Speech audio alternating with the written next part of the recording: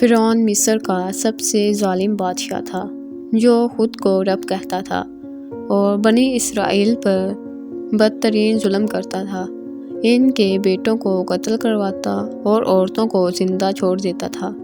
ظلم اور تکبر اس کے دل میں اس حد تک بھر چکا تھا کہ وہ اللہ کی کسی نشانی کو ماننے کے لیے تیار نہ تھا۔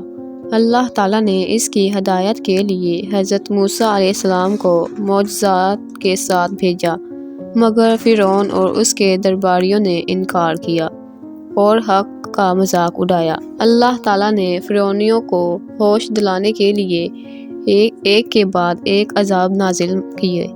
سب سے پہلے قحط آیا، کھیت سوکھ گئے اور اناج ختم ہونے لگے۔ پھر طوفان آیا جن سے فصلوں اور گھروں کو نقصان پہنچا۔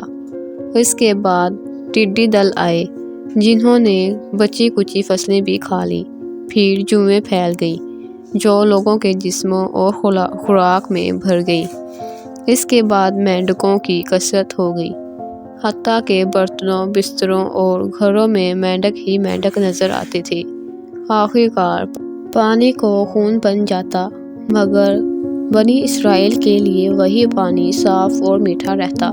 ہر عذاب کے وقت فرعون گھبرا کر حضرت موسیٰ علیہ السلام سے وعدہ کرتا کہ اگر یہ عذاب ٹل گیا تو وہ ایمان لے آئے گا اور بنی اسرائیل کو آزاد کر دے گا، لیکن جیسے ہی مصیبت ختم ہوتی وہ وعدہ توڑ دیتا اور پہلے سے زیادہ ظلم کرنے لگتا۔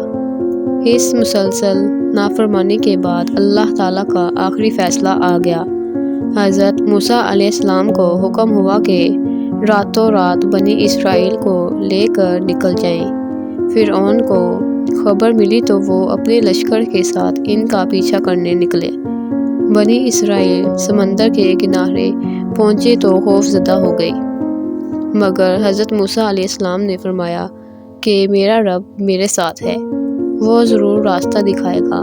اللہ کے حکم سے موسیٰ علیہ السلام نے اپنی لاٹھی سمندر پر ماری تو سمندر پھٹ گیا اور درمیان میں خشک راستہ بن گیا۔ بنی اسرائیل بحفاظت گزر گئے۔ جب فرعون اور اس کا لشکر اسی راستے میں داخل ہوئے تو سمندر دوبارہ مل گیا اور فرعون اپنے لشکر سمیت غرق ہو گیا۔ ڈوبتے وقت فرعون نے ایمان لانے کی کوشش کی، مگر اس وقت ایمان قبول نہ کیا گیا۔ اللہ تعالیٰ نے فرعون کے جسم کو محفوظ رکھا تاکہ وہ آنے والی نسلوں کے لیے عبرت بن جائے۔ فرعون کی ہلاکت کے بعد بنی اسرائیل کو اللہ تعالیٰ نے نجات عطا فرمائی اور یہ ثابت ہو گیا کہ طاقت، لشکر اور حکومت اللہ کے حکم کے سامنے کچھ حیثیت نہیں رکھتی۔ فرعون جس غرور کے ساتھ کہتا تھا کہ میں تمہارا رب ہوں، وہی فرعون ایک لمحے میں بے بس ہو گیا۔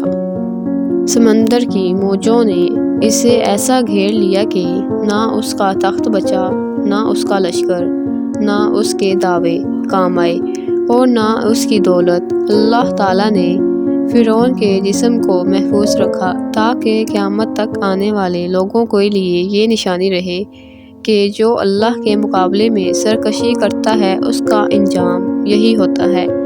یہ واقعہ ہمیں یاد دلاتا ہے کہ اللہ ظالم کو فوراً نہیں پکڑتا، مگر جب پکڑتا ہے تو پھر کوئی بچانے والا نہیں ہوتا۔ جو لوگ حق کے راستے پر صبر کرتے ہیں، اللہ آخرکار انہیں ضرور کامیابی عطا فرماتا ہے۔ یہ واقعہ ہر دور کے فرعونیوں کے لیے ایک کھلا پیغام ہے کہ ظلم، تکبر اور نافرمانی وقتی طاقت تو دے سکتی ہے، مگر انجام ہمیشہ ہلاکت ہے۔ اور ہر مظلوم کے لیے یہ امید ہے کہ اللہ کی مدد ضرور آتی ہے، چاہے حالات کتنے ہی مشکل کیوں نہ ہو۔ بس ایمان، صبر اور اللہ پر بھروسہ لازم ہے۔